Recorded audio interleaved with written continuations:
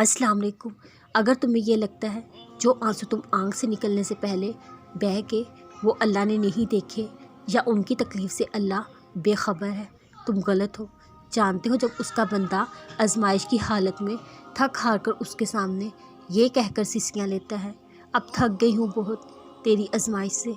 अल्लाह अपने बंदे को बहुत मोहब्बत से देखता है और कहता है मेरे बंदे को पता ही नहीं है मैं उससे कितनी मोहब्बत करता हूँ, उसके कितने करीब हूँ, उसे ये इल्म ही नहीं है बहुत जल्द उसकी ये आजमाइश ख़त्म होने वाली है, उसे ये अंदाज़ा ही नहीं है मैंने उसके लिए क्या अजर रखा है।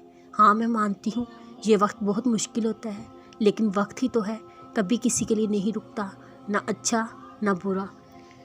तुम्हारी आजमाइश भी बस वहाँ तक है जहाँ तक अल्लाह को मालूम है तुम सह सकती हो, जहाँ तुम थक जाओगी अल्लाह तुम्हें समेट लेंगे।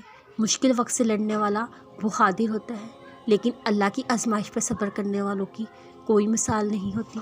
फिर तुमने सुन तो रखा होगा अल्लाह सब्र करने वालों के साथ है, अल्लाह अपने साबिर बंदे का सब्र कभी ज़ाया नहीं होने देता। अल्लाह से इसलिए मायूस हो जाना अल्लाह ने अब तक तुम्हारी दुआओं का कोई जवाब नहीं दिया, तो क्या ये अल्लाह से बेवफाई नहीं? क्या हमारा अल्लाह से सिर्फ इतना सा ताल्लुक़ रह गया है, जब गर्ज हुई तो पुकार लिया, जब मांगे तो अपनी खुशी मांगे, अगर वो दे दे तो ठीक, अगर जवाब ना दे तो हम उससे मायूस हो जाए। उससे मांगा फिर भी उसने नहीं दिया।